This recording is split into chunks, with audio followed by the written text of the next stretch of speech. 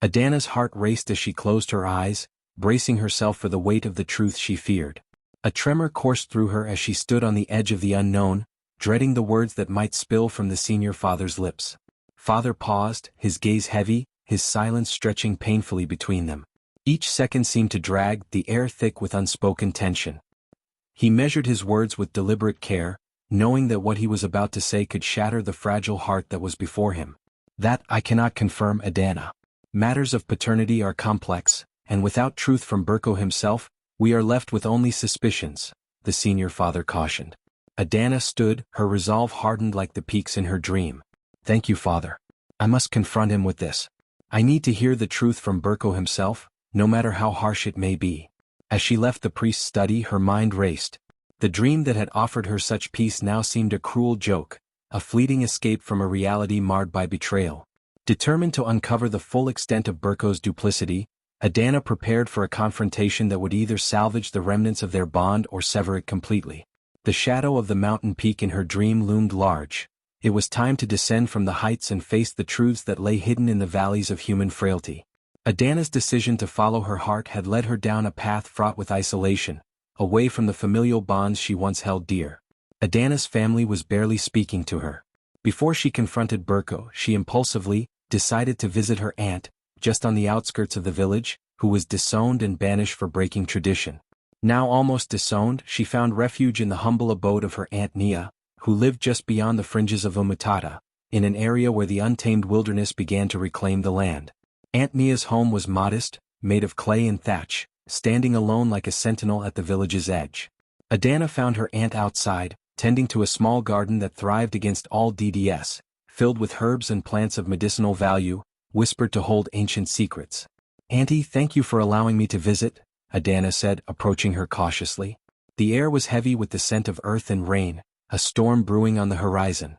Nia turned, her face marked by the years and the burdens of her own past. "Child, the outcast knows the pain of another outcast. Sit with me." They sat on small stools by the garden, and Nia plucked a leaf, crushing it between her fingers, releasing a sharp, sweet scent. "Adanna, they say I am a witch, that I broke tradition.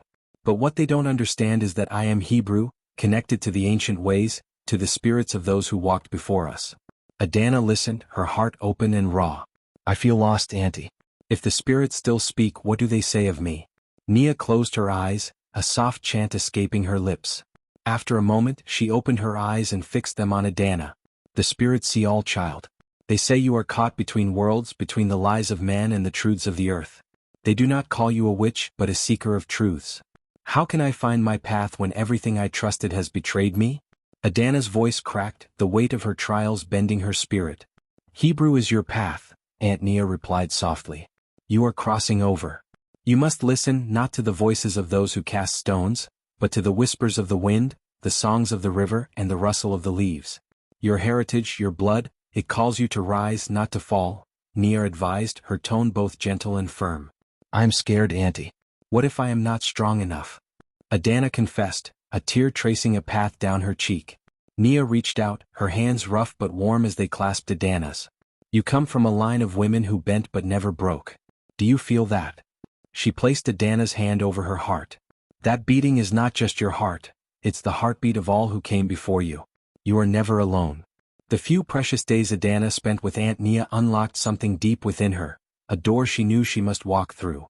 She felt full, enlightened in a way that was both exhilarating and unsettling. A strange curiosity clung to her spirit, pulling her toward the unknown past, a history that whispered just beyond her reach.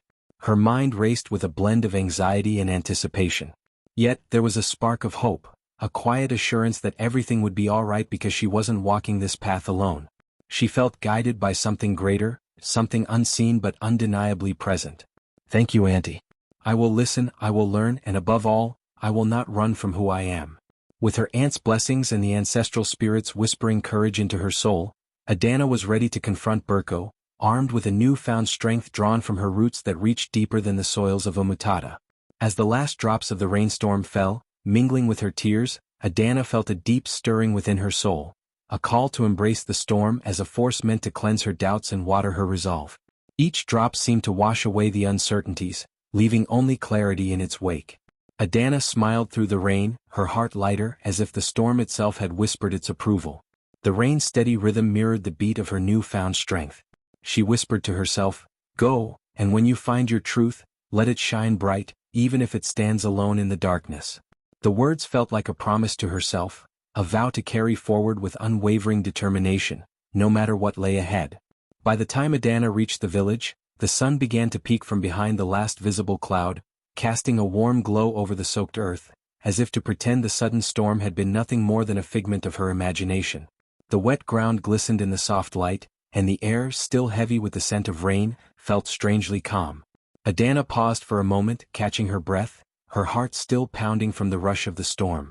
The chaos of the rain seemed so distant now, as though the sky itself was trying to wash away the memory of it. Yet, deep down she knew that the storm had been real, just as real as the uncertainty swirling inside her and the revelation that she was on the right path. The path of her Hebrew ancestors. Under the sprawling canopy of an ancient baobab, where the roots dug deep into the earth and the leaves whispered secrets of old, Adanna found Berko. He was sitting alone, staring into the distance, his face etched with the lines of worry and weariness. As she approached, Berko looked up, his eyes lighting up with a mixture of surprise and relief. "Adanna," he breathed out as if her name were a balm to his troubled spirit. "Berko," Adanna replied, her voice carrying the weight of her recent revelations.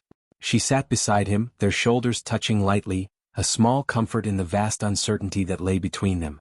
"I've been with Aunt Nia on the outskirts. She told me something, about us, about who we really are." Berko's interest piqued, he turned to face her fully. "What did she say?" "She said we are Hebrews, Berko. That our actions, our lives, are guided by the spirits of our ancestors."